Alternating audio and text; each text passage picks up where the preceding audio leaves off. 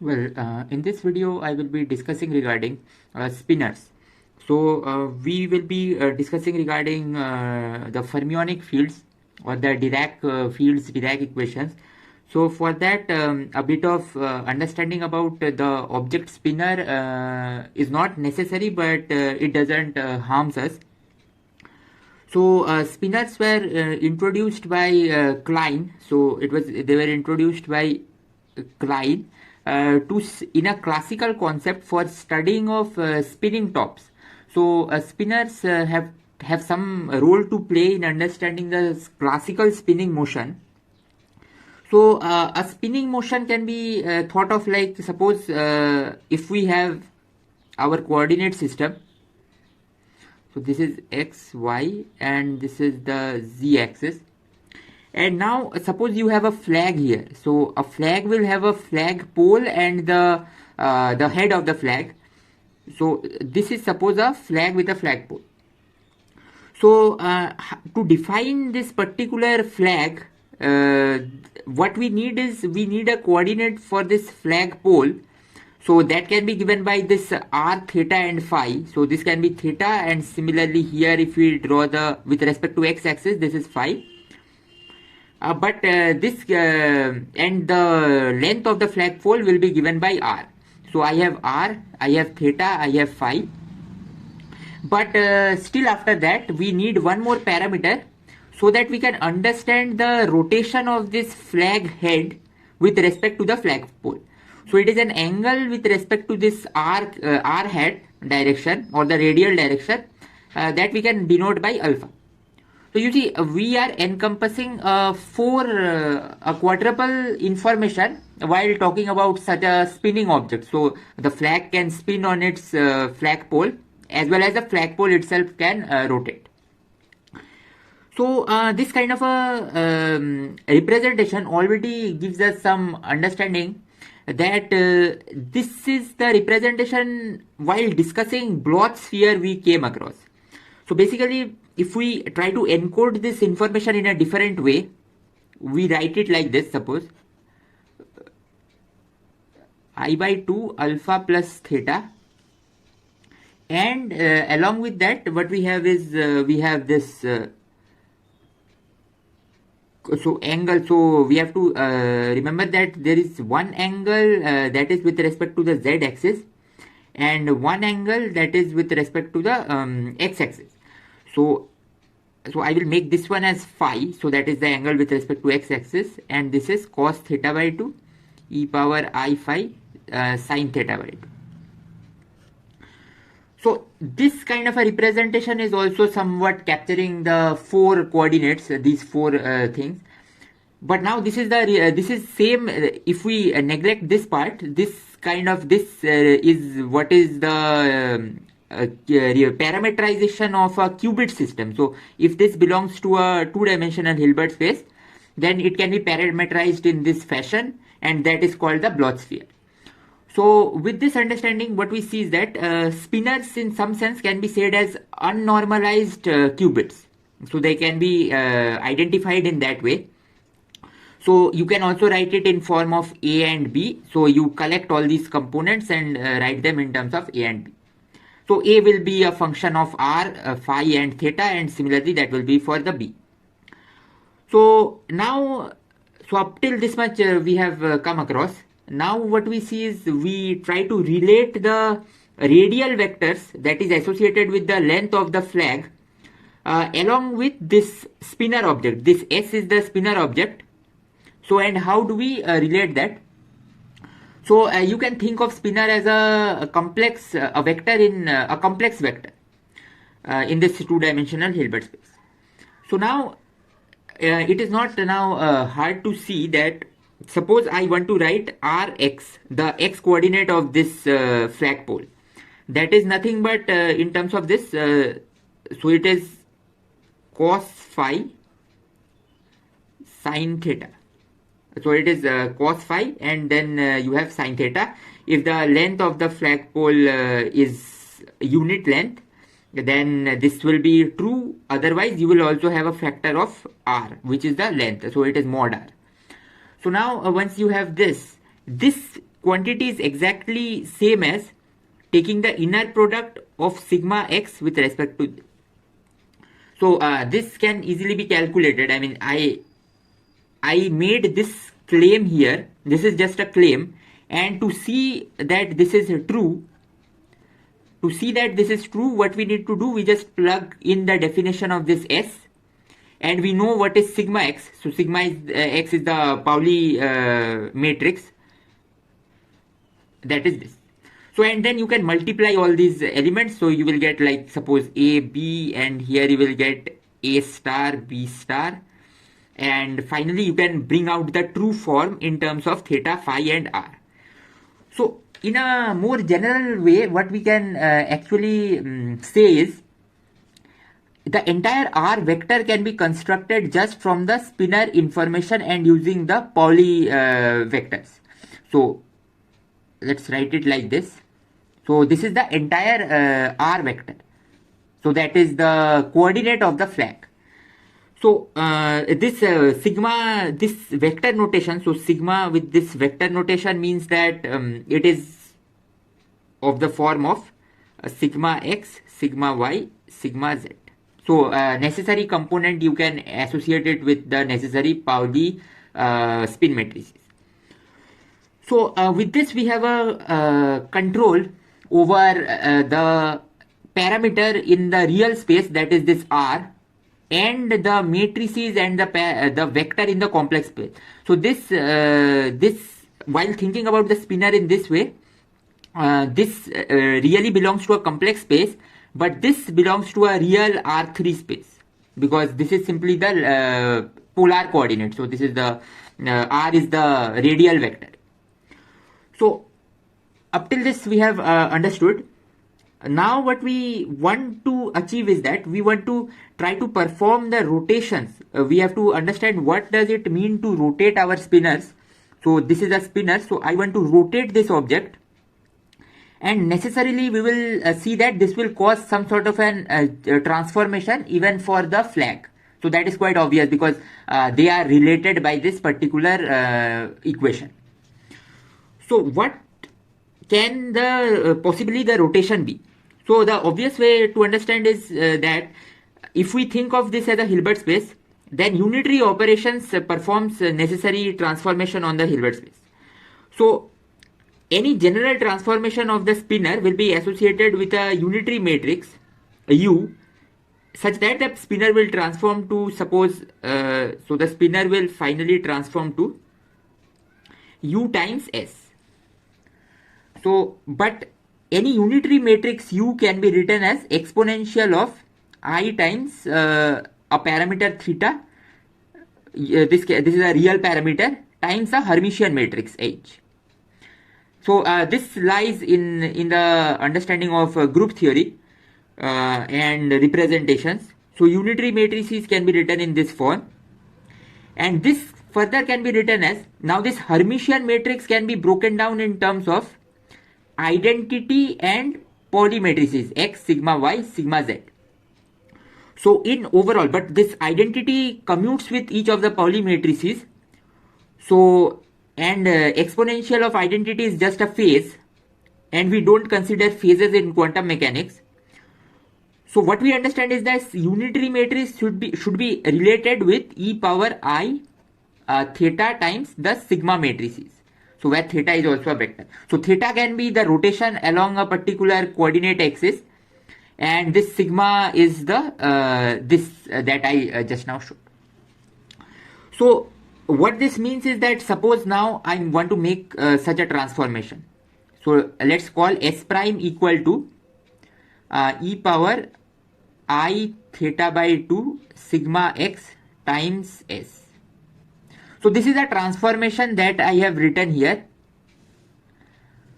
So under this transformation, the spinor has changed to S prime.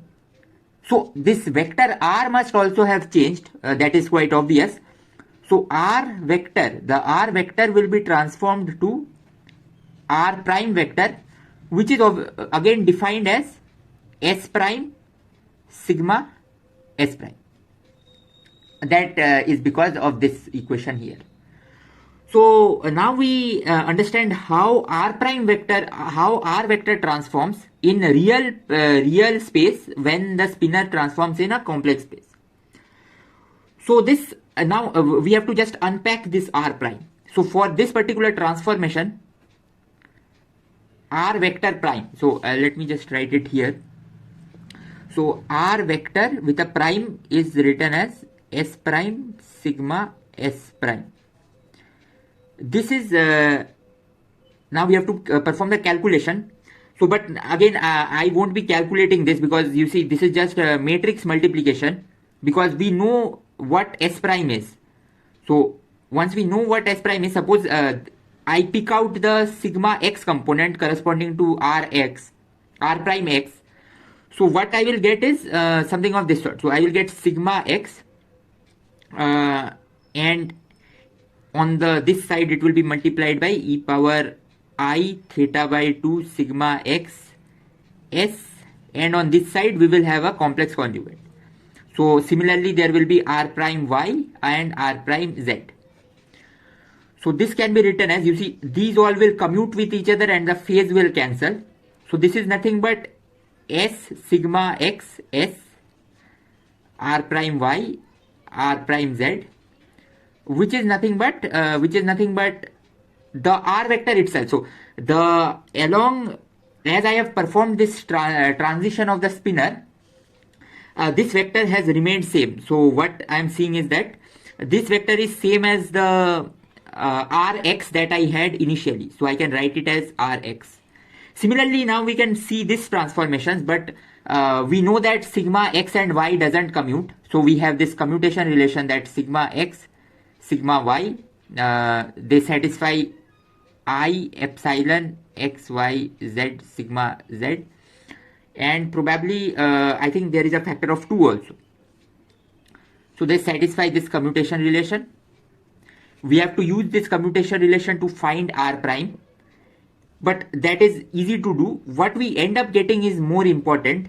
We end up getting something of this form.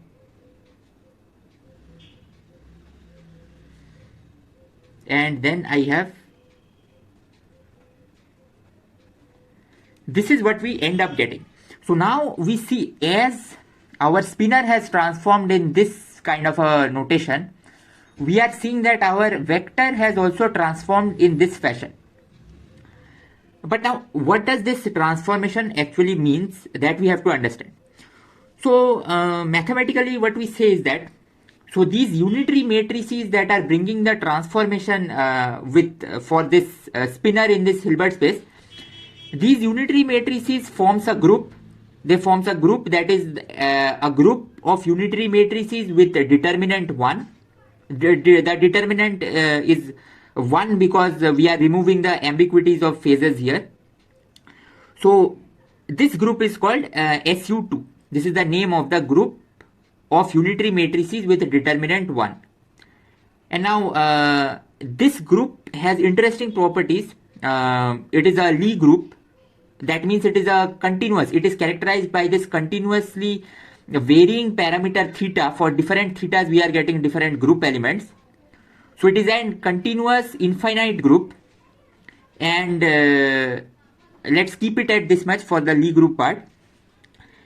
And then again, now if we see this transformation of this radial vector r going to r prime like this, what we can say is that r prime x, r prime y, r prime z, this is the radial vector. It has transformed in this following fashion.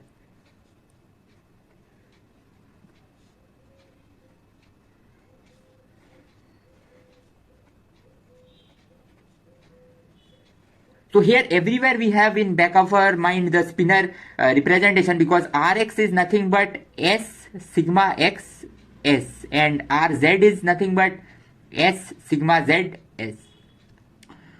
So we see the radial vector is actually getting rotated about a fixed axis, that is the x-axis. So as the spinor rotates using this sigma x, as the spinor transforms in this fashion, the radial vector is performing a rotation. So this is nothing but this is the Rx, rotation about x-axis by an angle theta. But this rotation about x-axis, y-axis or any general axis, they also form a group. The name of that group is SO3. So this is an orthonormal group because R transpose R equal to RR transpose equal to identity. In some sense, it is like unitary matrix relation because dagger and transpose become same if all the components are real. So we see that there are two groups in question. We have an SO3 group, we have an SU2 group. And obviously, now as I have transformed the spinor using an SU2 group element, we are seeing a transformation in the 3 vector using an SO3 group element. So that means SU2 group and SO3 are related. So now we have to, it's just a matter of few lines to understand this relation now. So we just perform a scalar expansion of this matrix by assuming that the rotation is very small. That means we can write it as identity matrix plus now I can Taylor expand and I can take this iota, I can multiply by minus I square and I can put the iota inside.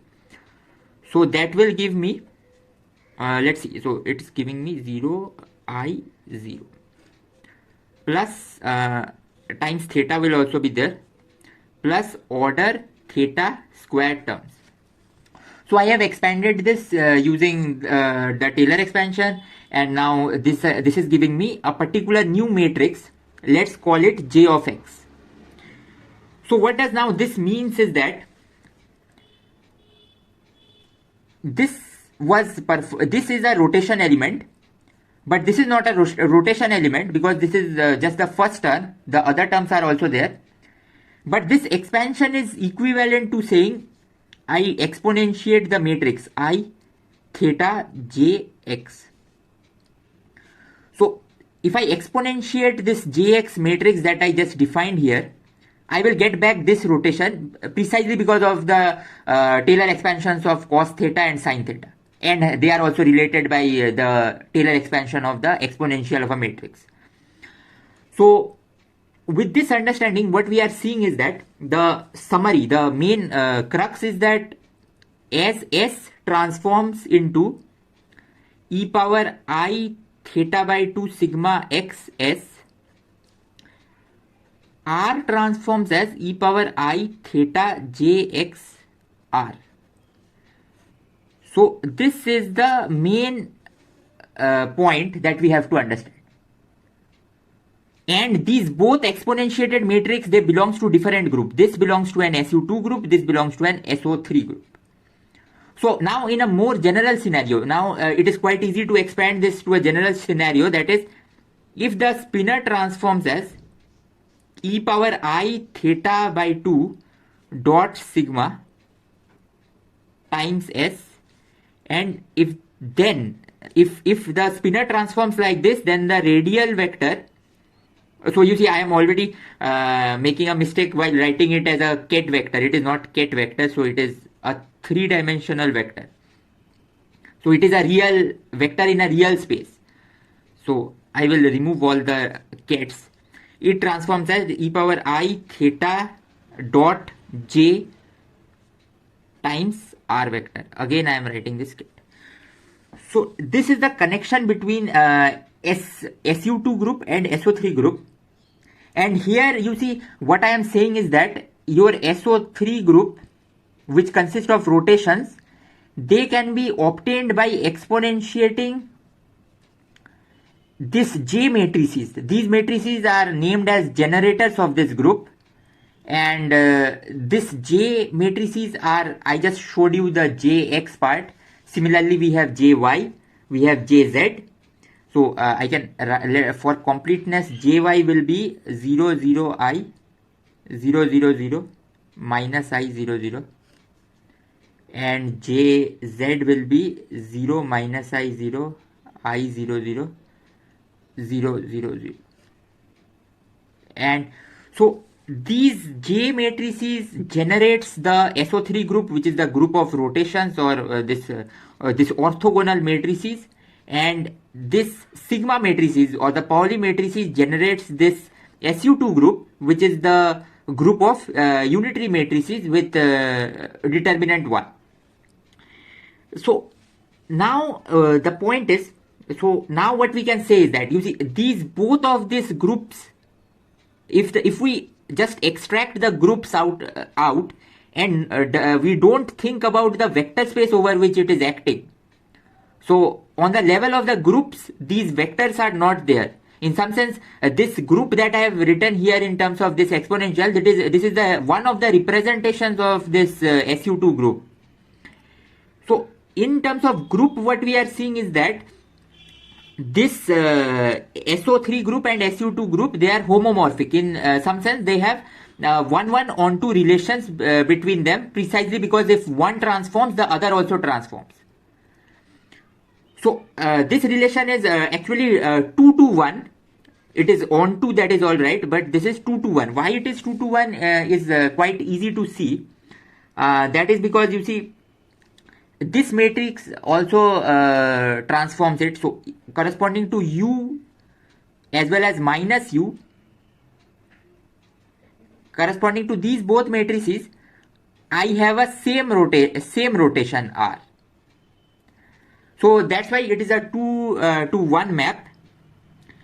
And further, one more important property that we can see here is that here you see if this theta, so as the theta starts varying, so theta can go from 0 to pi. So let's see, because theta here was this angle, and so phi goes from 0 to 2 pi and theta goes from 0 to pi in this figure.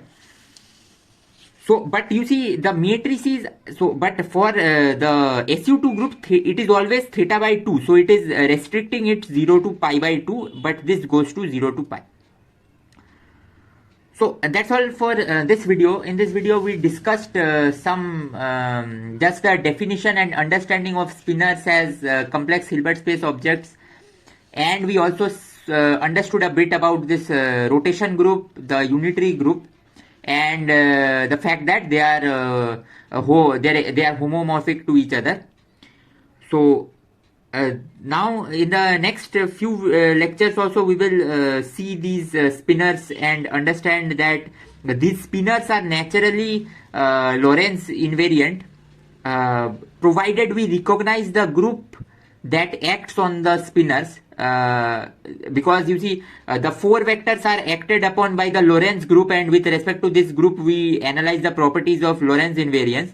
But for spinor case also we will need to understand what group must be acted over by the spinors to talk about these Lorentz properties. So that's all.